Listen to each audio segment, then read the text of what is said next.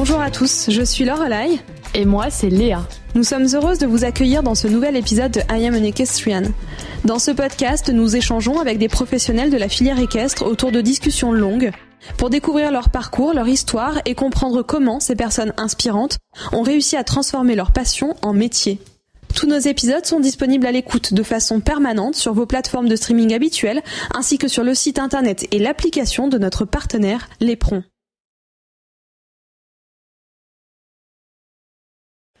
Haras du Plessis, c'est la destination que nous avons choisie en mai dernier. Sur recommandation de plusieurs personnes de nos entourages, nous sommes partis à la rencontre d'André et Annick Chenu. Des cracks, le summum des éleveurs, le top du top. Il paraît qu'on ne pouvait pas faire mieux. Bonnes élèves, nous avons écouté et nous nous sommes rendus en Normandie pour discuter tous les quatre de leur parcours respectif. De comment ils ont réussi à faire naître quelques-uns des meilleurs chevaux du monde, à l'instar de Paddock du Plessis, pour ne citer que lui, jusqu'à la rencontre avec l'incontournable Orient Express, ou encore la collaboration avec Alexis de Roubaix. Nous avons balayé, non sans un peu de nostalgie, quelques-unes des grandes étapes de leur vie. Et quel plaisir de pouvoir échanger sur les évolutions du sport et de l'élevage avec ces personnalités qui ont su traverser les époques et toujours se renouveler pour continuer à faire naître des chevaux d'exception. J'espère sincèrement que cet épisode vous plaira et que, comme nous, vous aurez l'occasion de découvrir et d'apprécier ces personnalités de l'ombre. Notre partenaire cette semaine est la société Thermo Horse. Installée dans le Calvados, en plein cœur du pays du cheval et à quelques kilomètres seulement du haras du Plessis, cette entreprise est spécialisée en thermographie équine. Alors, la thermographie équine, c'est l'utilisation de l'imagerie thermique infrarouge qui permet de visualiser les différentes variations de température sur le corps du cheval et qui met ainsi en évidence les défauts de symétrie thermique qui traduisent les pathologies naissantes ou avérées, comme des tendinites par exemple. Cette technique localise toutes les signatures thermiques anormales dans le but de veiller à l'intégrité physique et au bien-être du cheval. Pour vous donner un exemple, une zone de chaleur sera évocatrice d'inflammation. À l'inverse, une zone plus froide sera également révélatrice de dysfonctionnement. S'il est non invasif, rapide et sûr, l'examen thermographique peut également être réalisé en toutes circonstances et il pourra facilement intégrer un programme de prévention ou de suivi d'une pathologie identifiée. D'ailleurs, Thermo Horse travaille en collaboration avec les vétérinaires et autres professionnels de santé équine comme les ostéopathes, les masseurs physio ou encore les maréchaux ferrants. À l'origine de la société, le cavalier est passionné de chevaux Amaury Lirio. Après 13 années d'expérience comme cavalier pour de nombreuses écuries reconnues, Amaury s'est formé à la thermographie avec une spécialité équine. Associant alors son expérience professionnelle et ses compétences, Amaury répond présent pour la prise et l'étude de clichés thermographiques et il se déplace dans toute la France pour répondre à vos besoins, mais surtout à ceux de vos chevaux. Vous pouvez retrouver Thermo Horse sur les réseaux sociaux, Facebook ou Instagram, mais aussi sur son site internet. Allez, c'est parti. Bienvenue dans I'm an Equestrian, le podcast. Maintenant, ça fait un petit moment qu'on travaille ensemble, qu'on se connaît bien. C'est une relation de confiance qui est très saine et ça fonctionne bien depuis quelques années maintenant. Ils sont bien présents, ils me laissent beaucoup faire, donc ça c'est très agréable. Ils mettent beaucoup de moyens pour faire avancer la structure et puis moi aussi, donc c'est une chance et puis on apprend tous les jours avec eux. C'est des grands connaisseurs. Ouais, transmettre ça se fait naturellement, hein, c'est pas de loin des donneurs de leçons, ni des professeurs, mais naturellement tous les jours on apprend énormément. Je les remercie énormément pour ce qu'ils font et après c'est vrai, c'est donnant, c'est une aventure qui fonctionne bien.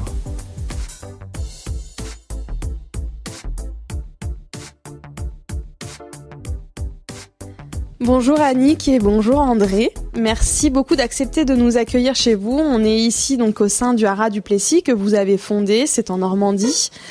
Et vous avez accepté de répondre à nos questions, non sans négociation. L'ambition de I'm an Equestrian que vous ne connaissiez pas, c'est de partir à la rencontre des personnes et des grands acteurs des sports équestres, donc les personnes qui font vivre notre sport et vous en faites partie. On aime beaucoup aller rencontrer les personnalités de l'ombre et c'est ce que vous nous aviez dit au départ quand on vous a sollicité pour cette interview, que vous aimiez travailler dans l'ombre. Donc ça tombe bien. On a déjà interviewé des grooms, on a interviewé des propriétaires, des éleveurs, des cavaliers évidemment, des personnes du staff fédéral, et on avait déjà reçu des propriétaires. Donc vous êtes un petit peu l'hybride de tout ça, vous êtes éleveur, vous êtes propriétaire. On va en parler, vous avez fondé le haras du Plessis. Depuis que vous avez accepté notre invitation pour faire cet épisode, on a parlé un petit peu autour de nous, et à chaque fois qu'on a mentionné cette interview avec monsieur et madame Chenu, on s'est vu répondre « Ah bah Annick et André Chenu, c'est ce qui se fait de mieux. Le summum », si je dois citer Michel Martineau que j'ai rencontré hier, et puis Léa avait rencontré Frédéric Delforge la semaine dernière qui lui a dit que vous étiez des cracks. Vous êtes connus pour plusieurs aspects de vos vies professionnelles respectives. À l'origine, vous êtes donc des cavaliers tous les deux. Vous avez monté à haut niveau. D'ailleurs, aujourd'hui, André, vous êtes encore en tenue. C'est comme ça que vous nous avez rencontrés dans la cour. Vous vous êtes lancé dans la construction de l'élevage, qui est aujourd'hui connu et reconnu, l'élevage du Plessis. Vous avez découvert, acheté un cheval plutôt très singulier, Orient Express. Vous avez fait naître un certain Paddock du Plessis, et vous avez acquis il y a quelques années aussi Timon d'Or pour le cavalier Alexis de Roubaix, avec qui vous travaillez depuis. Et puis le cheval a été revendu ensuite. C'est une très très longue introduction. En même temps, c'est presque un peu trop synthétique pour parler de tout ce que vous avez fait. Maintenant, je vais vous laisser la parole, vous proposer cet espace pour nous parler de vous. C'est vraiment de ça dont on a envie de parler aujourd'hui. Et si vous êtes d'accord, est-ce que vous pourriez commencer par revenir sur les principales étapes de vos vies professionnelles ? Est-ce que vous pourriez nous dire comment, à quel moment vous avez fait la rencontre du cheval ? Quel a été le chemin qui vous a mené jusqu'à la création du haras tel qu'il est aujourd'hui ? Alors moi, je ne sais pas si c'est André qui veut prendre la parole. Comme vous voulez. Alors moi, j'ai fait l'école du haras du Pin pendant 5 ans, où j'ai appris à monter à cheval. Service militaire en Allemagne. Après, je suis allé en stage 1 an chez Hubert Parot, à Arbonne. Ça, c'est la vie antérieure. C'est la vie, oui. Après, j'ai tenu un centre équestre à Saint-Sever, à côté de Vire, pendant 6 ans. Et pendant cette période-là, j'ai monté en concours complet au niveau, parce que j'ai terminé 2e du championnat de France de complet à Vittel, à l'époque où c'était les 28 km, hein. Plus comme maintenant où il y a 4008, c'était les routiers, le steeple et tout. Et ensuite, j'ai arrêté le complet. Ensuite, je suis allé 1 an chez Monsieur Dillet à Litry pour monter les chevaux de Paul Chantrel qui était au Conseil supérieur de l'équitation. Et je suis resté 1 an, où j'ai monté au niveau, là. Et après, j'ai acheté ici. Nous avons acheté ici. On n'était pas mariés encore. Non, c'est vrai. Et puis on a développé l'élevage en 82. Et on a commencé le concours. Voilà, mais les débuts ont été quand même, comme pour tout le monde, un petit peu chaotique, quoi, parce que c'était se lancer dans une grande aventure, d'acheter ce haras. Comme on était tous les deux passionnés et on regardait dans le même sens, en fait, donc je pense que c'est ça qui nous a quand même beaucoup apporté. Peut-être à cette époque-là, c'était quand même plus facile que maintenant de s'implanter, de s'installer. Je pense que c'était plus facile. Mais ça n'empêche qu'on a passé quand même des moments quand même compliqués où il fallait vraiment vouloir. Hein, donc les débuts. Alors après, on a eu la chance d'avoir, ça je l'ai ramené avec moi, puisqu'on a commencé à vivre ensemble en 82. Et j'ai ramené cette poulinière bourrée qui nous a quand même permis de lancer un élevage, en tout cas, qui a fait que des chevaux de haut niveau à l'époque. Après, André, ça pourrait le dire, on a pris beaucoup de risques en achetant très très cher. Moi, j'étais un petit peu réticente et j'avoue que c'est lui qui a vraiment poussé beaucoup pour acheter une jument qui s'appelait Krishna. On a acheté très cher à l'époque, on s'est saigné, on était vraiment, c'était un gros risque, quoi. Pour la petite histoire, à l'époque, mes parents, on n'avait pas l'argent, et mes parents avaient vendu même un petit studio pour nous donner la pointe pour pouvoir acheter cette jument-là. Donc, et finalement, l'histoire a montré qu'André avait eu raison parce que c'était une craque jument et qu'on a très bien vendu. Et ça a été aussi le début de tout ça, quoi, de toute l'aventure. Et par la suite, on a toujours acheté des chevaux, exploité les chevaux de notre élevage, acheté des chevaux, travailler des chevaux et pour les revendre. Et c'est comme ça que toute l'histoire s'est faite, quoi. Est-ce que vous pourriez un peu nous parler de votre duo ? Comment est-ce que vous fonctionnez tous les deux ? Quels sont les rôles que vous avez ici au sein du haras du Plessis ? Est-ce que chacun de vous avait un champ d'action privilégié ou bien vous travaillez en binôme sur toutes les missions et initiatives inhérentes à l'élevage ? Oui, alors moi je crois que je peux répondre. C'est-à-dire que, bon, bien sûr, là le temps a passé un petit peu. C'est Alexis qui est cavalier il est depuis 6 ans, 5 ans et demi je crois à la maison. Donc, puis nous on est plus tout jeunes. Donc là les choses sont un petit peu différentes. Mais à l'époque dont on parle, là, André a beaucoup monté au haut niveau et après m'a laissé un petit peu la place, on peut dire ça comme ça. André était un petit peu plus après, on va dire préparateur, cavalier maison et tout. Et moi je faisais que monter à cheval. Et je m'occupais quand même de la maison parce que ça c'est un peu mon truc. C'est un peu mon truc, j'aime bien. Il paraît que vous êtes une très bonne cuisinière. Je sais pas, c'est les gens qui disent ça. Vous êtes renseignés. Évidemment. Oui. Et vous êtes bien renseignés. Hein. Vous êtes drôlement bien renseignés. Ouais, c'est vrai. Ouais, je crois que c'est vrai. Ça, on aime bien manger. Ça, c'est une chose que j'aime bien faire et ça me coûte pas du tout, au contraire. Une très bonne cuisinière et Michel Martineau m'a dit hier que vous étiez une talentueuse pilote aussi. Bon, alors ça je sais pas, ça je le dirais pas. On va dire que j'étais en tout cas une gagneuse. Ça c'est sûr, parce que j'ai beaucoup gagné. Enfin, on va dire que j'étais une compétitrice. C'est plus ça. André dressait les chevaux à la maison, les refermer un petit peu.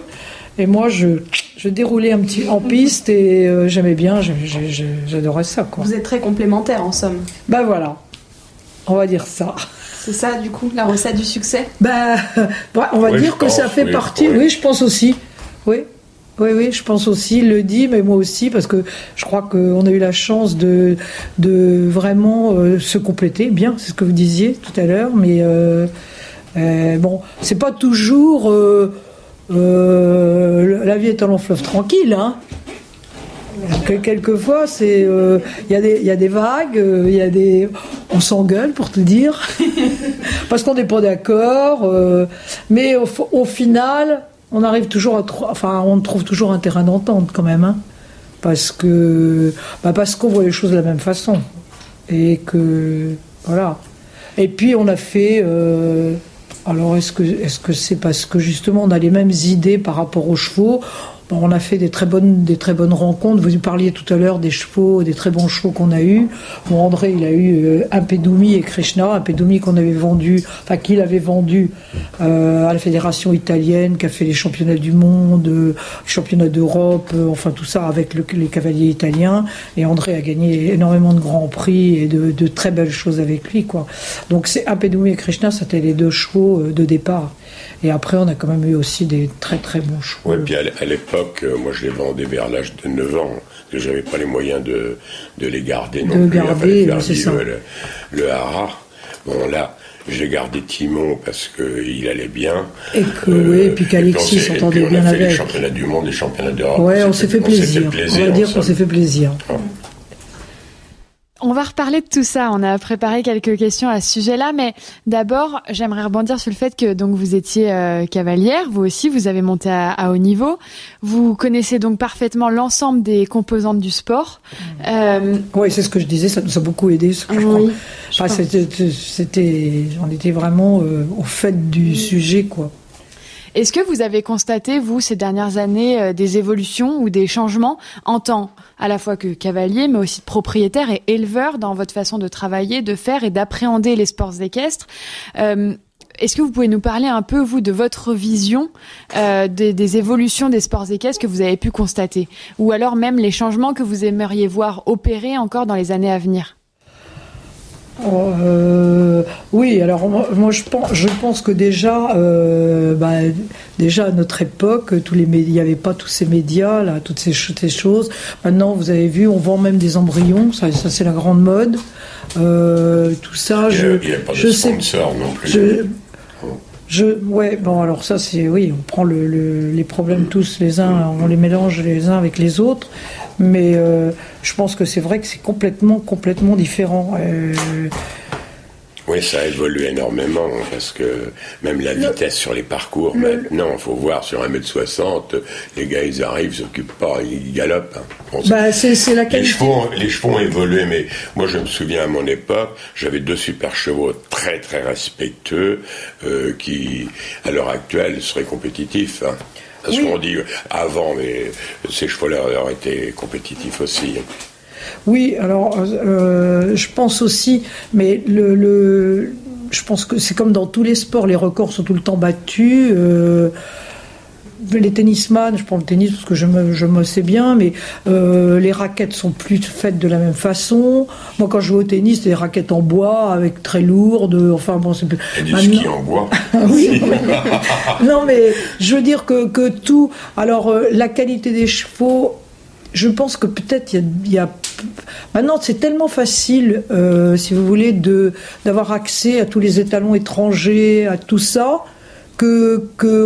sûrement que les éleveurs... Alors, les éleveurs sont plus non plus les mêmes. Parce que tous les petits éleveurs de la Manche, du Calvados, là, qui avaient 1 ou 2 poulinières, qui allaient faire saillir leurs juments aux étalons du quartier et tout, maintenant c'est plus du tout comme ça. Avec ces transferts d'embryons, ces trucs, comment ça s'appelle, là, les trucs par... comment ça s'appelle ? Je ne sais plus comment ça s'appelle. Prélèvements d'ovocytes ? Oui, c'est ça, les prélèvements d'ovocytes. Enfin, il y a un nom à ça, mais oui, les prélèvements d'ovocytes, si vous voulez, ça change complètement la donne. Hein. Une jument peut avoir 40 poulains, si on veut. Hein. Donc, c'est plus du tout. Tout ça, je ne sais pas si c'est quand même c'est quand même une vraie bonne chose. Je pense que ça devrait être plus réglementé, ou tout au moins comme dans les pur sang et dans les trotteurs, où, par exemple, à tel étalon, on a le droit de ne saillir que tant de juments. Là, chez nous, tout est permis. Hein. Dans les chevaux de selle, tout est permis. Donc moi, je crois que ça fausse un petit peu la donne. Après, ça, c'est un truc. Maintenant, je pense que par rapport au sport, vraiment, je pense que quand même, ça a beaucoup évolué dans la vitesse, dans la fragilité du matériel. Donc il faut vraiment... Est-ce que c'est aussi une bonne chose ? Enfin, je pense qu'on est obligé, parce que sinon, vous mettez un parcours à 145 dans le coin, si c'est un parcours normal, avec des fiches normales, et des barres, il va y avoir, il y a 60 partants, il va y avoir 35 sans faute. Donc, de plus en plus, les chefs de piste sont obligés de mettre des difficultés techniques. Oui, puis les chevaux sont plus travaillés. Oui, les chevaux sont aussi plus travaillés. Ils montaient pas tous les jours, ils allaient en liberté, ils étaient moins travaillés, moins dressés que maintenant. Maintenant, c'est vraiment... maintenant, il faut vraiment que les chevaux soient vraiment en ordre. Soient très en ordre, et que, en même temps que relâchés, mais très en ordre, très présents et très à l'écoute, quoi. Non, il y a de plus en plus de bons chevaux, quand même. Ouais. Mais les bons chevaux sortent des bons élevages, mais souvent les cracks sortent de rien. Eh bien justement, je voudrais parler de ça avec vous, ça tombe bien. Vous avez fait naître des cracks, vous avez fait naître Paddock Duplessis, qu'on a vu évoluer au meilleur niveau avec Timothée, vous avez fait naître Aldo Duplessis, le fils d'Orient Express, qui est monté par Alexis maintenant, qui est là, qui est très prometteur. Très récemment aussi Grabuge Duplessis, dans lequel vous non, Grabuge, c'est pas moi. Mais Grabuge, c'est le frère d'Orient. D'accord. Mais il est là. Il n'est pas là. Ouais. Mais il n'est pas là. C'est pas nous qui l'avons fait naître. De notre origine narcotique. Ouais. Ah oui, narcotique, qui est à Pierre Durand, qui a gagné le Grand Prix de Saint-Gall, quand même 5 étoiles, tout ça. Oui. Est-ce que vous pouvez nous parler un petit peu de ça, de vos choix ? Alors, je sais que vous êtes très attaché à la souche, Bourré, qui a été votre première poulinière, vous nous l'aviez dit. J'aimerais bien savoir, quand vous faites naître un poulain, comment vous imaginez le croisement et comment vous faites le pari de faire naître un crack ? Qu'est-ce que vous cherchez à obtenir ? Quelle est cette jeunesse ? Je sais pas, ce tissu de qualité que vous essayez d'avoir à travers vos croisements ? Ça, on pour devrait faire les apprendre. trains. Le choix des étalons, faut d'abord regarder la jument, les défauts, Voilà. les qualités et les défauts, et voilà. essayer de croiser, De compléter. de compléter avec les talons. Mais c'est pas facile. Parce que Non, mais il y a tellement d'étalons. on je sait plus où aller. pense que si vous avez... on connaît bien notre jument. Donc, si vous avez une jument qui a, par exemple, un petit problème enfin, un petit défaut par exemple, d'antérieur, devant, qui n'a pas les pattes trop en place, c'est sûr qu'on essaiera de mettre un étalon qui a les genoux dans le menton. Par exemple, on essaie de compléter, si on a une jument qui n'a pas assez d'amplitude de galop, parce que ça c'est important pour faire des grosses épreuves, bien sûr on essaie toujours de faire des chevaux pour le haut niveau. En fait, c'est vrai qu'il y a presque que ça qui nous intéresse. Enfin, je veux dire, bien sûr qu'on n'a pas que des chevaux de haut niveau, mais on est vraiment tourné vers ça, quoi. C'est ce qui nous passionne. On en a toujours eu un ou deux ou trois chevaux qui sautent des très bonnes épreuves, quoi. Et donc ça pour nous c'est ce qui nous attire, ce qui nous plaît. Et en parlant de haut niveau, il y en a une de success story, c'est évidemment celle de Orient Express. C'est un cheval que vous avez acheté très tôt. Et puis, on va pas raconter d'histoire, hein, tout le monde la connaît, mais oui. J'aimerais bien que vous puissiez revenir avec vos mots et votre ressenti sur ce cheval-là. À quel moment est-ce que vous l'avez vu, vous l'avez détecté, comment, et puis ce que vous en retirez aujourd'hui, hein, finalement. Alors ce cheval-là, il est né chez Patrice Bourreau dans la Manche, et c'est un éleveur avec qui je travaille depuis plus de 30 ans. Oh, c'est un ami, c'est quelqu'un de confiance. Il me l'a mis ici à 3 ans pour sauter, voir, parce que souvent, on fait un petit peu de triage. Il m'en donne la moitié, il me dit qu'est-ce que t'en penses, est-ce qu'il faut vendre ou garder? Et donc lui, il est arrivé, je l'ai gardé 8 jours, on l'a testé. J'ai dit, je crois qu'il a quelque chose quand même, le cheval, je crois que c'est un petit crack. Oui, on l'a vu tout de suite. Et donc on l'a travaillé, donc je l'ai gardé, moi il m'en a donné 33%, à lui éviter de payer la pension.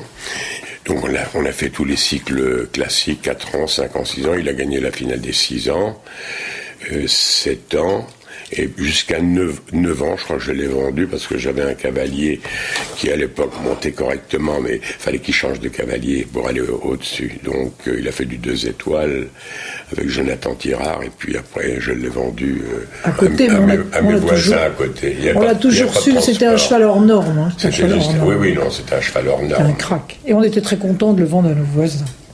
Des Orient Express, on pourrait en citer d'autres, mais vous en avez acheté aussi beaucoup, des très bons chevaux, vous les avez détectés, c'est pas forcément des chevaux que vous avez fait naître. Comment vous faites pour détecter ces chevaux-là et autant de bons chevaux? Est-ce que vous avez, j'en sais rien, une recette d'après nos sources, on en parlait encore, vous avez quand même un regard expert très avisé et une propension à dénicher les cracks?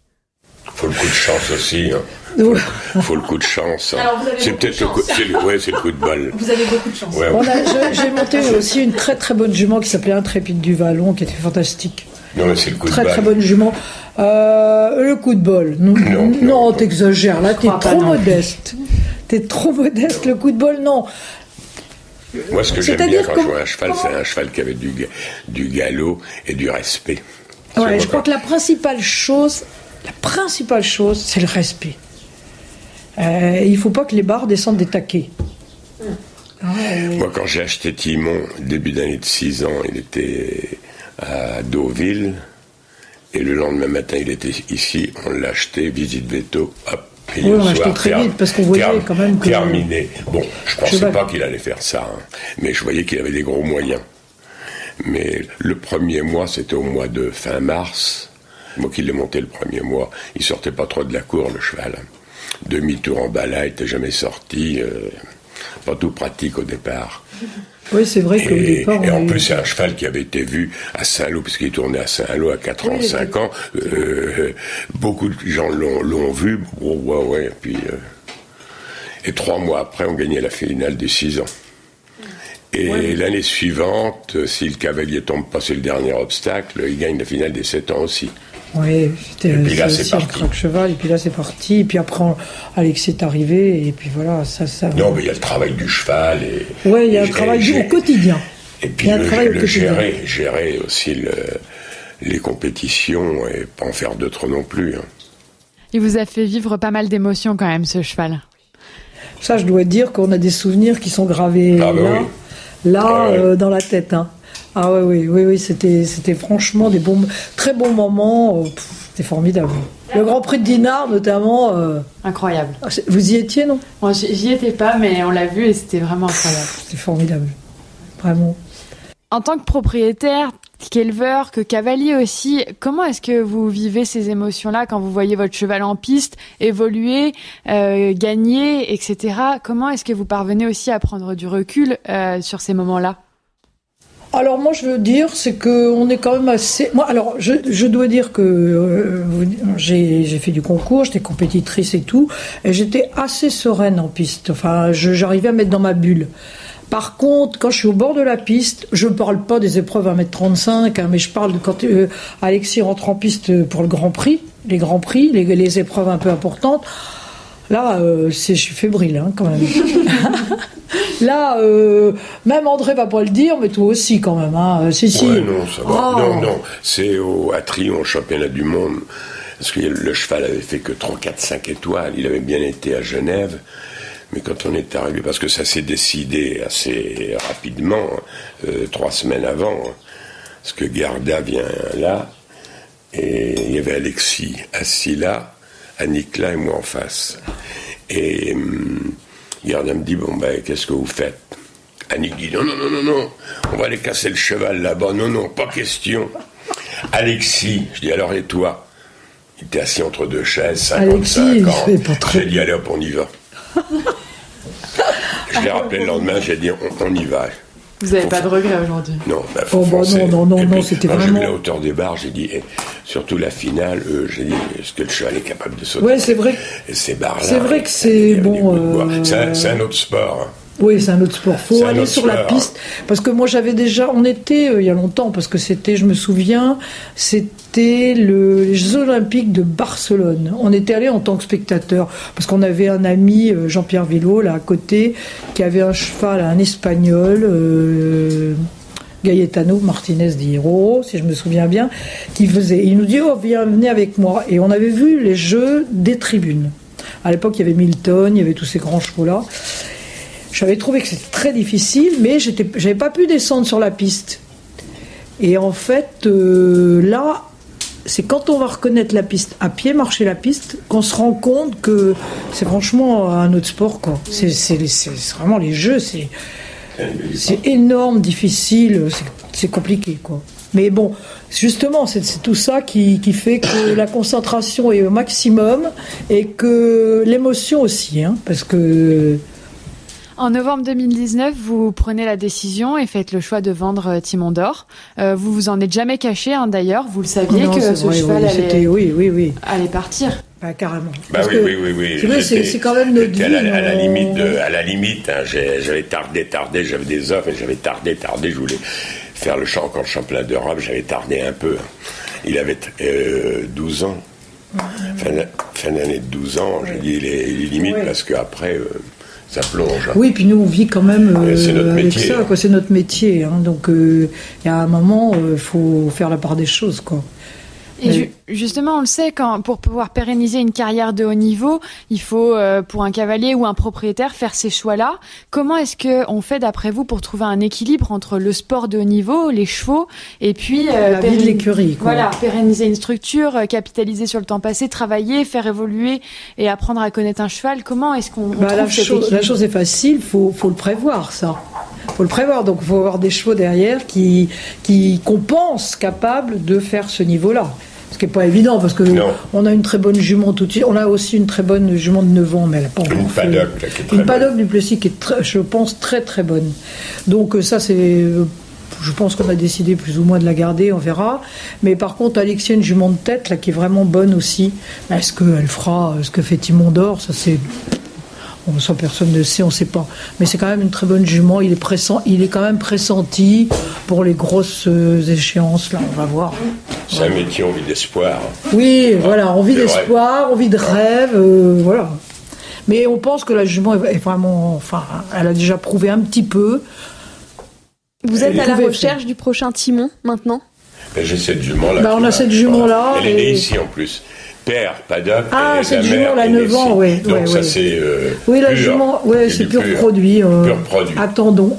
C'est mieux que d'acheter encore. Attendons, oui, on fait net. Bah oui, c'est une jument qui est née à la maison. Donc attendons, parce qu'on va doucement, on verra. Alors je me posais 2 questions, je ne sais pas laquelle je vais poser en premier. La première question, ce serait pourquoi avoir choisi Alexis, pourquoi avoir entamé cette collaboration, pourquoi lui, qu'est-ce qui vous a plu en fait dans ce pilote-là, dans ce cavalier-là? Alors moi je vais dire... départ... Non mais moi je vais dire parce que en fait on avait un cavalier qui s'appelait Teddy Tellier qui a monté Timon un petit peu à 6 ans, à 7 ans. Et il voulait s'en aller pour s'installer. Ça a toujours été comme ça, c'est très bien, parce que les cavaliers veulent voler de leurs propres ailes. Et là, il fallait qu'on trouve quelqu'un d'autre, quoi. Et là, à ce moment-là, Alexis avait décidé, il est resté 5-6 mois chez les Écarts, puis il ne voulait pas rester. Et il était venu me trouver au concours de Saint-Lô, en me disant, voilà. Donc moi, je le connaissais pas un petit peu plus qu'André. André, pas trop, l'avait pas trop vu monter. Je me suis renseignée. J'ai regardé un petit peu des parcours, je me suis renseignée et on a eu quand même des très bons renseignements sur lui. Après, il avait fait quand même des épreuves, déjà des bonnes épreuves, mais pas du tout à ce niveau-là. Et puis ça a débuté comme ça, quoi. Mais c'était pas prévu. C'était pas prévu qu'il monte comme ça en gamme. Et puis ça s'est trouvé comme ça. Il montait bien, mais il a fait que progresser. Et puis voilà. Je me demandais aussi, est-ce que vous pourriez nous raconter un peu le parcours classique d'un cheval chez vous, qu'il est né, ou alors vous l'achetez jeune, en tout cas il est yearling. Qu'est-ce qui se passe entre ces années de 4, 5, 6 jusqu'à ce qu'il atteigne son meilleur niveau en fait? Ça, André va dire. C'est-à-dire qu'on les débourre à 3 ans et demi, et puis à 4 ans, moi je leur fais faire quelques parcours, à part les étalons qui vont à Fontainebleau, sinon on aurait les juments, 3-4 parcours et je les remets au pré. Et on les reprend au mois de novembre pour faire le cycle classique des 5 ans de la SHF. Et après les 6 ans aussi SHF. Et puis à 7 ans, on voit les moyens qu'ils ont. On commence à faire les 135, 140. On fait quand même un tout petit peu de tri avant. 140, on fait quand même un petit peu de tri avant. Parce qu'on s'aperçoit quand même avant 7 ans de leur capacité quand même. On voit un peu... on voit un petit peu ce qu'il en est, quoi. Bon, maintenant, pour faire le haut niveau, vous pouvez avoir un cheval qui saute formidable, mais qui n'a pas la tête. Oui, c'est ça. Il y a tellement de paramètres qui rentrent en jeu. Parce que... décevant. C'est ça. On n'a pas fait que non plus... Vous dites ça, j'ai un crack, et puis il saute bien pas de notre carrière, mais il plafonne. Exactement, parce qu'il y a ce que je disais, bien sûr, le respect, mais ok. Mais un cheval, pour sauter 1m10, peut être très respectueux. Il faut... le respect, d'accord, les moyens, le courage aussi, et puis la santé. Oui, important. Donc ça fait beaucoup de paramètres différents qui font que pour atteindre ce niveau-là, c'est pas facile. Et puis la santé, la gestion au quotidien, vraiment au quotidien de ces chevaux-là, parce qu'on a vu, je pense quand même qu'il y a beaucoup je sais pas, j'exagère, mais il y a quand même des bons chevaux, qui ont des capacités intrinsèques qui loupent leur carrière. Parce que tout simplement, peut-être ils sont pas dans les bonnes maisons, ou qu'ils sont un peu surexploités, donc ça joue sur la santé et le moral, et c'est vite fait de louper, d'aller un peu au-delà des limites, quoi. Vous voyez ce que je veux dire? Donc ça, c'est important quand même. Et c'est aussi là-dessus que je pense qu'on s'est bien complété, parce que on a chacun. Moi, je suis pas tout le temps là maintenant. Moi, je n'ai plus trop envie de monter. Disons que j'ai un peu mal partout. Mais les choses, je les connais bien et je les revois. Et je lui dis, c'est là quelquefois on s'engueule un peu. Je dis, tu mets trop, machin, tout ça, machin. Mais ça fait avancer en même temps, parce que même si les bougon, s'il dit non, je veux pas te voir dans la carrière, machin, quand même ça a fait son petit truc, et voilà. Et je pense que c'est bien, c'est toujours bien d'échanger comme ça à ce niveau-là. Je crois, moi. Et c'est comme ça. Et puis Alexis est tout à fait dans notre Enfin, dans notre façon de faire, quoi. C'est jamais lui qui va pousser le bouchon trop loin. Il va pas, on va dire, il va pas sauter sans obstacle de suite pour obtenir quelque chose qui sait qu'il obtiendra pas ce jour-là, quoi. Je pense que c'est ça aussi qui fait qu'on peut arriver à amener un cheval à un certain niveau. Mais bon, après, il y a aussi, comme disait André, il faut quand même une certaine chance ou plein de trucs. Vous êtes des gens très discrets, vous aimez rester dans l'ombre, vous avez un rôle finalement de l'ombre en tant que propriétaire et pourtant vous êtes peut-être la partie des personnalités qui font le plus avancer notre sport parce que sans vous, il n'y a pas de chevaux, il n'y a pas de sport. Les propriétaires, j'entends. Oui, les propriétaires, oui. Comment, d'après vous, est-ce que vous pensez que ce statut de propriétaire est assez bien valorisé aujourd'hui et suffisamment attractif en France ? Comment faire, d'après vous, pour mieux mettre en avant les propriétaires et... Oui. Dites-moi. Et alors là, je crois qu'il faudrait interviewer notre voisine Emmanuelle Perrompette. Parce que là, je pense qu'elle saurait mieux vous répondre. Mais c'est vrai que je trouve que...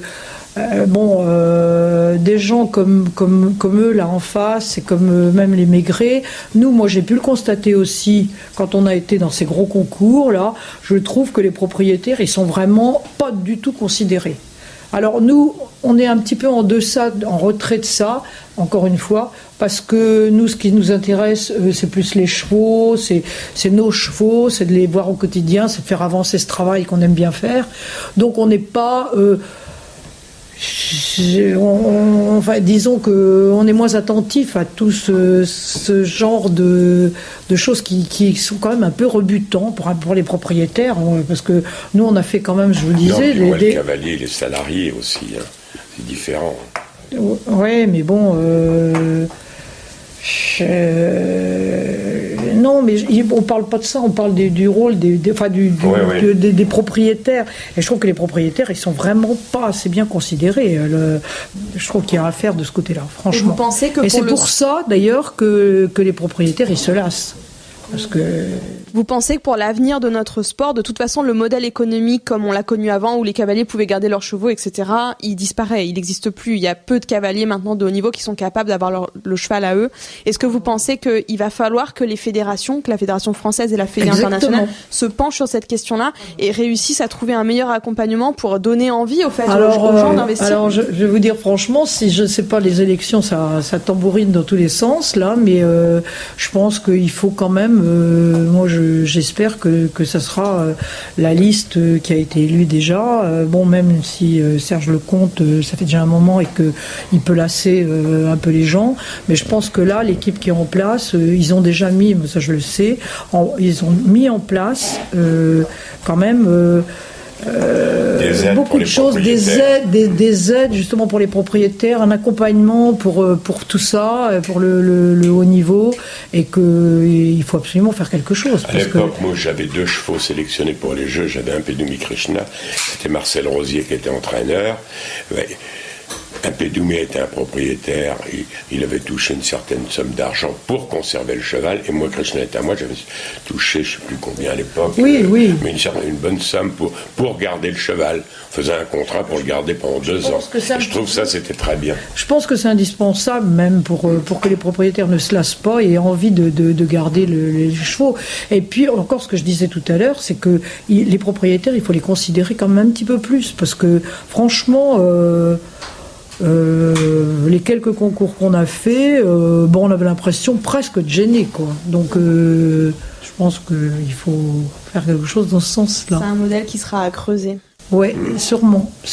Il nous reste 2 questions rapides, c'est presque la fin.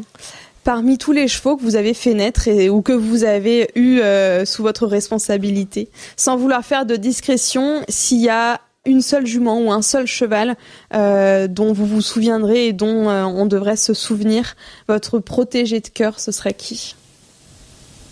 Alors Peut-être que c'est pas le même pour les deux d'ailleurs. J'en ai eu quelques-uns quand même. Ouais, il faut dire qu'il y a très très bons chevaux. Il y en a quelques-uns qui ont marqué vraiment notre. Moi, la jument qui m'a beaucoup marqué, moi, que j'ai beaucoup aimé, moi, c'était Ulan.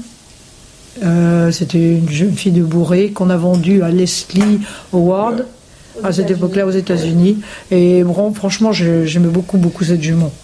Cette jument-là, moi, mais en tant que cavalière. Hein.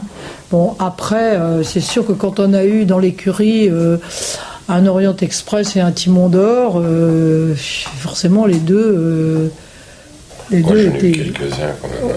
Oui, mais alors moi j'ai répondu quand même. Très, J'ai esquivé et j'ai répondu quand même. Et non, il faut que tu répondes là. Hein. Le cheval qui t'a. On va dire Orient Express. Ouais, parce que c'est. Non, c'est vrai, c'est Orient. Pour vous, il y a Orient et les autres. Quand il Oui, était là, il y avait c'est vrai. Orient et il y avait les autres. Oui, Ah oui, quand il était là, oui. Ah bah oui. Ouais, Oui. il y avait vraiment Orient et les autres. Est-ce que vous vous seriez vu C'était faire... le crack des cracks, Orient. Vraiment. C'est du jamais vu. Hein. C'était du jamais vu par rapport à la qualité, c'était l'extrême qualité. Est-ce que vous vous seriez vu faire autre chose de votre vie? Non, Pas du tout. non. Vous n'êtes jamais lassé de cette passion des chevaux? Et heureusement qu'on est tous les deux pareils, parce que sinon ça n'aurait jamais pu aller. Hein. On s'est divorcé depuis longtemps. Ah oui, ah oui, c'est impossible. Et qu'est-ce qu'on peut vous souhaiter pour la suite alors Moi j'ai quand même quelques, il y a pas mal de choses qui m'intéressent quand même. Si. Si, parce que encore une fois j'aime bien ma maison, j'aime bien mon jardin, voilà, je m'attache beaucoup à ces choses-là. Donc ça c'est bon, il y a quand même pas mal de choses qui m'intéressent. Donc dans la vie, mais impossible de se passer de chevaux, impossible. Qu'est-ce qu'on peut vous souhaiter pour la suite, Annick et André? Eh ben de retrouver encore un ou deux cracks. On en a. Un ou deux cracks et de se faire encore J'ai plaisir. le frère d'Orient, propre frère. Oui, Grabuge, on en a parlé. Vous fondez beaucoup d'espoir. Oui, en puis lui. j'ai Carmen du Plessis. Oui. La 9 ans qu'on a est formidable. Très bonne. Mais oui, de se retrouver encore un ou deux chevaux qui vont nous faire vibrer, nous faire vraiment plaisir, quoi. On peut vous demander de nous emmener voir Grabuge? Pas de Ah problème. oui. Pour conclure, on espère vous voir à la télé dans les retransmissions de Grand Prix sur le podium de l'entrée de piste en train de regarder vos chevaux au milieu de la piste. Voilà, exactement. Ah ouais. Et ben c'est ça en tout cas qu'on vous souhaite. Bah c'est ça, bah oui c'est ça. Bah nous aussi, nous aussi. Quand on arrivait sur ce Kiss and Cry là, oula, là j'avoue que à Tréon pour la finale, pour tout ça, et puis quand il était dans la Coupe des Nations qui passait, oh là, c'était quand même, c'est des grands moments quand même, hein, c'est vrai. Des bons souvenirs, ça restera toujours. Hein. C'est des trucs, des images. Et moi, je me souviens de Philippe Garda qui était à côté de nous sur le truc à l'époque et qui hurlait quand Timon arrivait sur la rivière, parce qu'il y a eu une époque où on avait eu un souci sur la rivière, mais c'était oublié depuis longtemps. Il est passé très bien. Et il criait. André lui dit mais non, crie pas. Non, surtout que ça se passait pas très bien. Mais non, à la rivière, ça passait très mal en plus. Il y avait beaucoup de fautes. Et Kevin avait fait une faute sur la rivière. En plus, il passe en numéro 1 pour l'équipe. Il avait fait une faute, je me souviens. Oh là là, c'était. Et alors vous montez à cheval, c'est fini là? C'est pas fini. Je vais vous remercier. Merci beaucoup. Et puis on va aller voir Grabuge maintenant. Et ben voilà, on va aller voir Grabuge. Et vous montez à quel niveau? Vous voulez aller... Merci à tous d'être encore là. J'espère que cet épisode vous a plu. Je vous dis à dans 15 jours pour un dernier épisode avant une petite pause. Si vous avez apprécié celui-ci, n'hésitez pas à venir nous le dire sur Instagram ou à nous mettre 5 étoiles sur Apple Podcast. Merci beaucoup et à bientôt.